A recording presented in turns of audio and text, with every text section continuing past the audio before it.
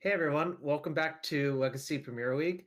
We're down to the final match of the night, and I'm joined here by my good friend Jonathan Ziknick. What's up, Jonathan? Yeah, ready for another round of commentary. Gonna crush it.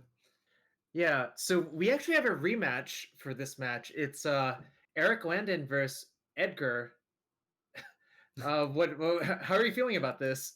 I feel like it's still in favor of Landon, but it'll be interesting if Edgar's able to draw some Oko on turn 3. Yeah, I'm rooting for a slightly more well balanced match than the previous one, where Edgar sort of just I don't know. The match ended in like 10 minutes, and if you told me that a pile versus burn matches ended in 10 minutes, you can pretty much predict the outcome from that. Yeah. But it'll be interesting, and because like Edgar already saw how the matchup played out, I wonder if that informs how aggressively he wants to mulligan for Oko or the ability to find it. So like, it's just two cantrip hands that maybe have a removal spell in it, like such higher equity than his hands that just have planeswalkers and not as much interaction that he's willing to mulligan to 6 or even 5 to look for the specific pieces that allow him to assemble this singleton Oko win con type of thing. Like I could see that sort of thing happening. Yeah, I definitely agree. That might be better equity than the other plan of play run in 6 plus it, get a land back, play Jace, and then in the meantime you're just getting lava spiked every turn. Whereas like Oko, you cast it, Landon looks at it and it's like, whoa, am I going to spend 5 points of burn to kill this thing that produces a healing salve every turn? You're probably supposed to, but it kind of sucks as an exchange. Yeah, and also like being able to save your force of will and force of negations for those type of situations. Like if you make it such that the premise is I need Oko to win, it doesn't really get that much better post board. So maybe in all the games that he's trying to win, he's mulligan this aggressively. But I kind of like the idea. Like I would be a lot more liberal with my mulliganing. Yeah, definitely not placing a premium on Jace or Renin 6 in this matchup. Let's get down to the brackets, see how we got here.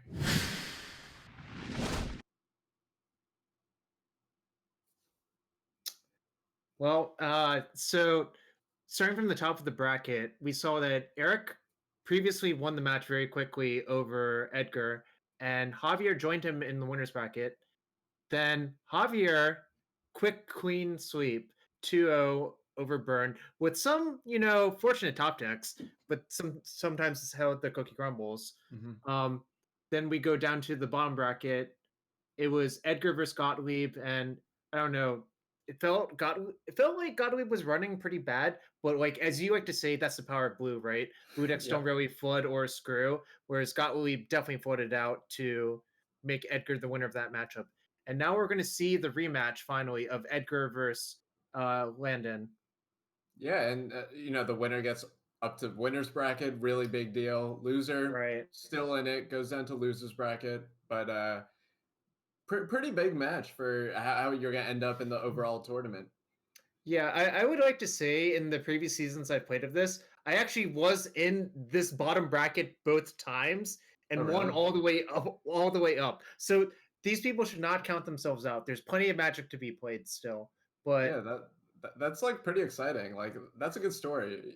Try to do better this season, but Oh, I've already started better. I went 2-0 with Dredge in my first week, so I'm happy about that, obviously.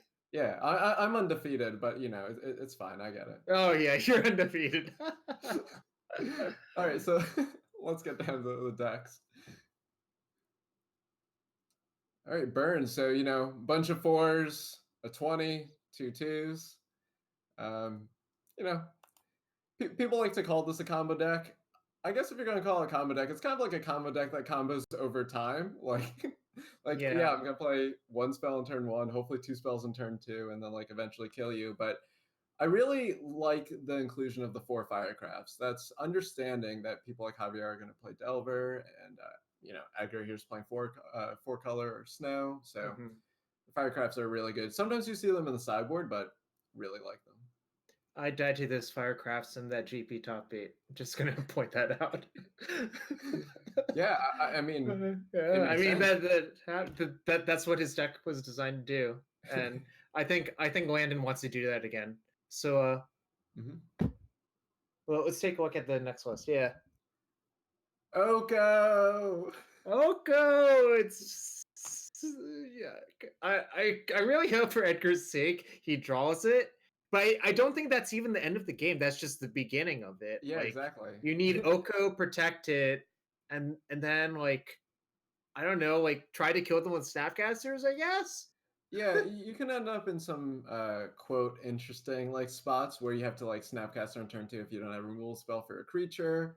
There's like the wasteland price of progress like a situation where you can wasteland itself if you want to, if you tapped out on everything else, and you can also wasteland something else. So like you can have basic wasteland and that's fine, or you can have like dual basic wasteland and then you would waste the dual. So but Eric playing 4 firecrafts and 2 price versus like the old 4 price of progress kind of like shifts that a little. So we'll see how it goes. But if Edgar would be on the play, that would be great. But it looks like we're gonna go down to the match and Eric's actually on the play. So kind of a big deal.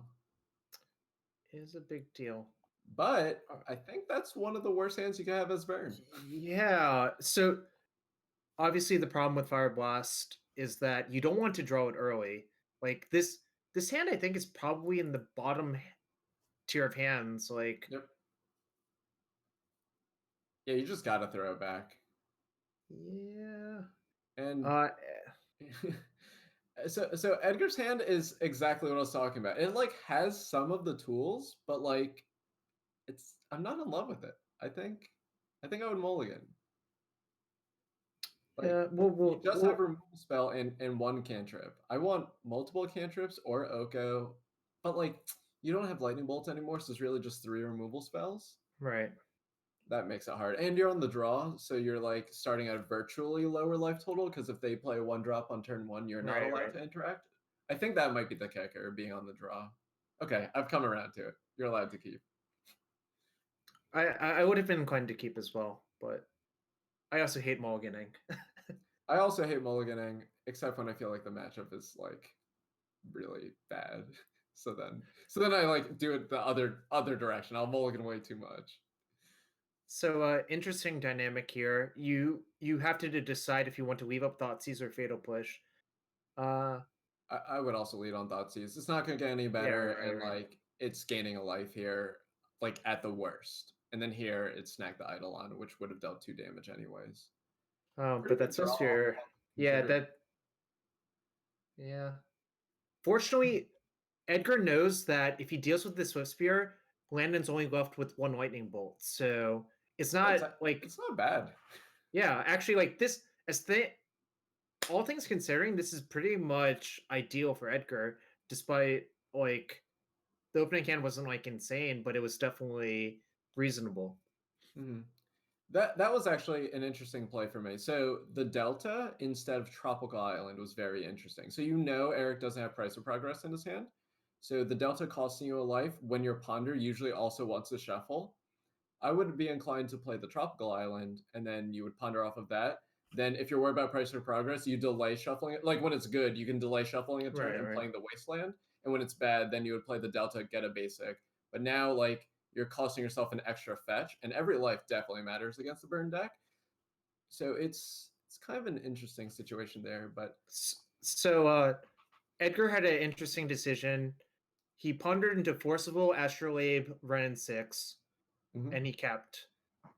I think it's fairly close, but I do agree with his decision to keep, because I think Forcible is just really, really important in the matchup. Yeah, the thing that actually came up earlier today and could come up here is just Exquisite Firecraft. So like being at 5, but against a Firecraft, the Force of Will, you're kind of still far away from paying, maybe not that far, but like the paying 5 mana could be like still not in the cards. And then like when you're pitching for Force of Will, now you're at 4 and that's Firecraft range. All right. So it's interesting how Eric chooses to play this. So how slowly does he want to play it? He's not playing against a Daze deck, or I don't think Edgar has Flusterstorm in the main, right? Nope. Yep. So really the only counter is Force of Will, right? Whoa, he force pitching Snap. So the force pitching snap means that either he thinks he's going to hit 5 mana before he dies, or that like drawing another blue card has enough equity. But the problem is if you are willing to do that Right. with your other blue card, all your blue cards are so good though. I don't know. That's kind of interesting for me. Yeah, and top deck bolt ends it. So like Landon's hand wasn't great. He mulliganed and still like pulled it out. Mostly because I think the problem is it takes so long for Edgar to turn the corner, right? Yeah. Like I think that's just going to happen in a reasonable majority of the games, that a game's going to look exactly like what we saw. Yeah, so it's kind of what I was trying to say earlier, in that like burn is this combo deck like over time where it's just trying Right. to accomplish things. And like the more time you give it, you're giving it almost like more time to combo, if Right. that makes sense. So like it would make sense that like since the closing speed of Edgar's deck isn't really there, that just allows Eric to have this innate advantage. I don't even really consider it a battle of like aggro versus control No. or aggro versus Right. or like control versus combo. It's like just time. It's like a battle of time. It's hard to describe, which is why like Oko's so key, because that Yeah. negates the advantage of time. Yeah. Interesting thing you see Landon doing is signing out a land on the draw. Hmm. I think people don't tend not to do that enough, I think, is what I would want to say. Yeah, I 100% agree. With Jeskai control, I actually board out a lane or two in a lot of matchups. I Yeah. choose not to. I don't want people to judge me though, so I don't post sideboard guides. But I do that, and then in limited, I like boarding out a land a lot on the draw, and I think this is part of the reason, like the limited kind of reason, where you just want to have more things, right? Like when you're on the draw, you kind of have that extra draw to look for an extra land. You're okay keeping one land hands, so I think it makes a lot of sense for Eric to board out that land. So Edgar sided out engineer Thoughtseize for Hydroblast Leovold. This time he did not side in Nihil Spellbomb. I I kind of like Plague Engineer. It might be enough pressure. Like I don't know. It's you're in such a tough spot, but I think I think you need some form of pressure, and I don't think Ren and 6 is it. So I think I would actually board out some Ren and 6 for Plague Engineer. All right, interesting hand from both players. Edgar kept that hand minus a Jace, but he has a Hydroblast and 2 forces. So to some extent, I feel like you might have unnecessarily taken damage. So you can like play the Vulcan pass. The Astral Lab allows you to assemble better cards in your hand, and Right. like better mana.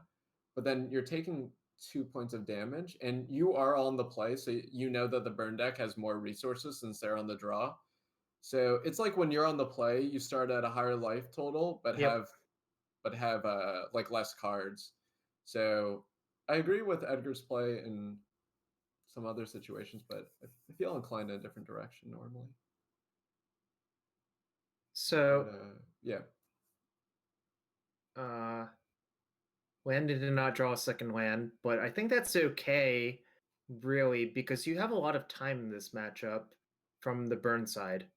It is true though that Eric knows about the Jason Mind Sculptor, so he might not be feeling that great, because it'll be interesting to see if Edgar decides to Fate Seal to try to keep that land away and just keep it at like 1 a turn. But and not just this turn in general. So the Pyroblast is going to come down, and if you're Edgar, are you going to force the I Pyroblast?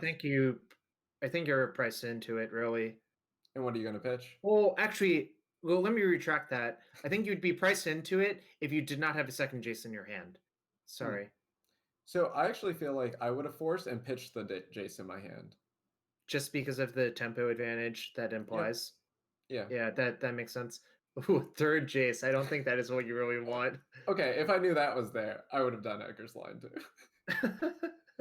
but this is actually a pretty cool situation where, since he's able to brainstorm here, and then like if Eric happens to go after the Jace with like a lightning bolt effect, so here it would be lava spike. then like he has the third Jace, which is pretty unlikely, but like it allows Edgar to brainstorm if he wants to. But fate sealing, so valuing the Jason play, which means he's more Right. likely to pitch for this Force of Will. Yeah. And also maybe he thinks he can get 2 burn spells out of Eric to kill the Jace. Yeah, that's true. But we force the Vortex because that's just like a really, really problematic card for our deck. Yeah, I think Hydroblast and Decay are the only answers. I mean, So we do another have the plus. Snap Hydro. Another plus. Okay, he's playing this game way differently than how I would. I would brainstormed every turn. I think he's just trying to kill his opponent with the Jace. I think that's what's actually going on trying here, to race right? him. Yeah. So back to your discussion about time, I think he's trying to get the time advantage by plussing with Jace every turn. Wow. Okay. Yeah. Even though you're literally using the words I said, I would not have come up with that. That's actually really smart. Okay, I like it now. And I think look at it. Edgar has plussed every single turn. Yeah. Because he thinks that drawing more cards doesn't actually help him that much. Yeah, I think I would have understood the trend when it's like around 7 or 9, but I didn't get that much earlier. But yeah, like this is actually really cool. Edgar's like a favorite now, I think. I think so too. I mean, I think now we should plus on top to mountain. That's brutal. Nice. Oh, we're gonna get to see more magic too. Come on. Yeah, I mean, he only needs to fade one more, right? Like, if we see one more mountain, that just ends the game, right? Yep. There's not many left though. Oh wow. I wonder if this Thoughtseize is gonna do anything because he knows it's mountain, so he might know it's Firecraft. He top mountain again. Oh my god, it's lights out. Wow. It's Yo, so give me the Jarvis clap. This is great. All right, so we get 3. We basically won that game by turbo Jace Fate Seal. Yeah, he won the battle against time. By imposing his own clock on the game, essentially. Yeah. It is tough for Eric in that situation. He kept a 1-land hand, and then like I feel like we've seen this a lot, like just these mana things happening with non-blue decks.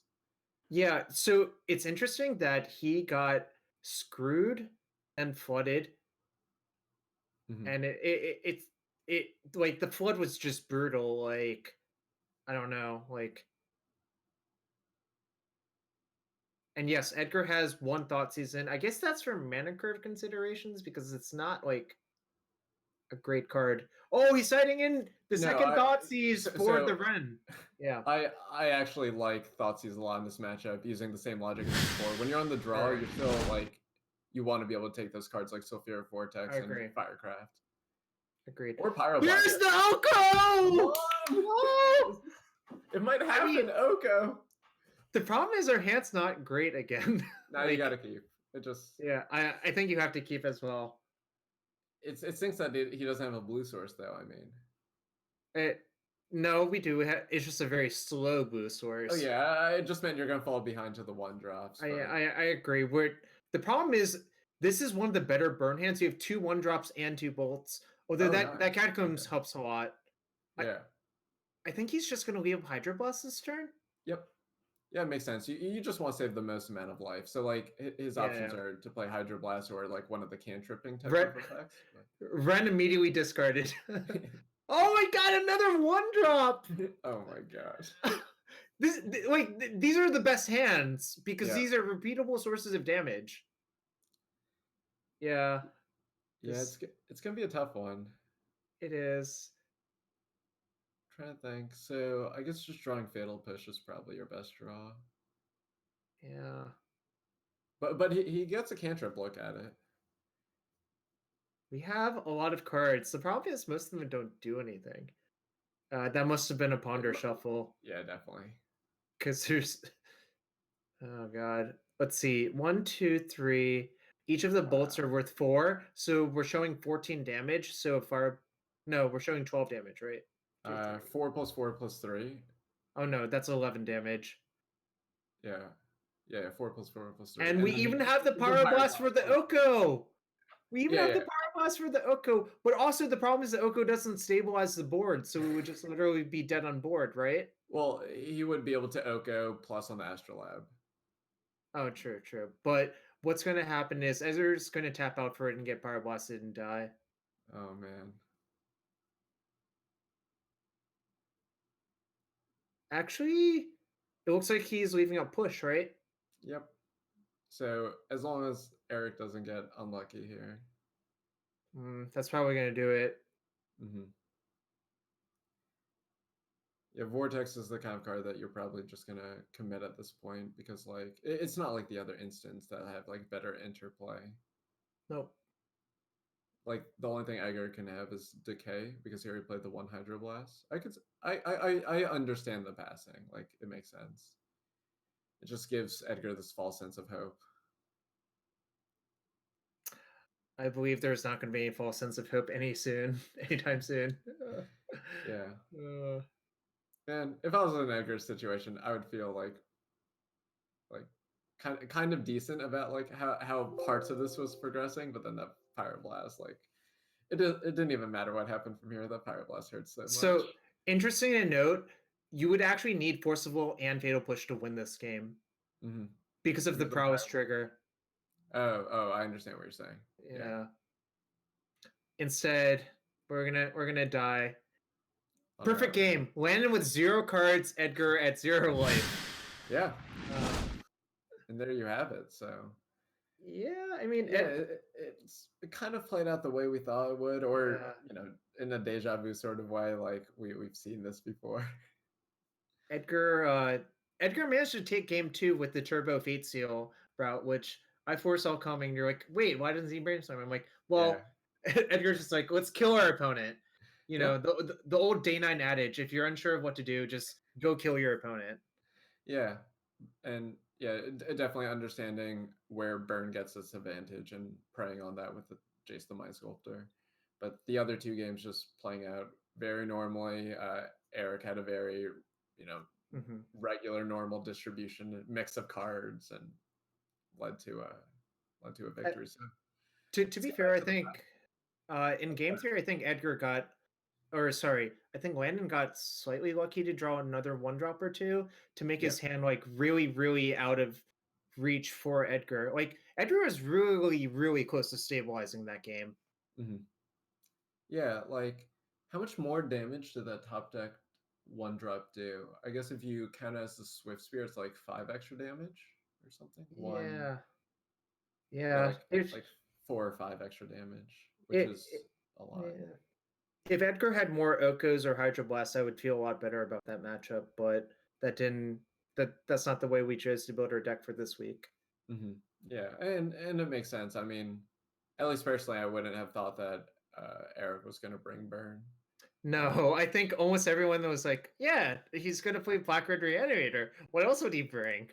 Yeah, I mean, I've seen Bryant Cook already bring like a billion different decks, so like I knew that Landon probably has it in him, but I still thought he would break out Reanimator. Yeah. Anyways, let's take a look at what actually happened today in the bracket. All right. Well, I mean, our world champion is a world champion for a reason, right? Yeah, the champion of this bracket too. I would like to say match 2, game 3 of Eric versus Javier was so insane. Game 2, where he played his out, identified what could go wrong, and the second lightning bolt came off the top to just lethal Eric. That was, I hate to say it, that was a beautiful game to watch for Javier to win. Yeah, also like Eric played that match very well too. Like I was very impressed on both sides, but like to have that kind of like photo finish ending was kind of sweet. And if you missed that, Kanoxai in the chat has a Twitch clip ready for me going ballistic about is this real? Yeah. It's so good. Yeah. And like unfortunately, Brian Gottlieb and Edgar are going to go down to the losers bracket. They're still not out of the tournament, like I pointed out. Yeah, that might just pull a Jarvis and like go really far. Yeah, yep. Mm. Would you like to thank our sponsors for us?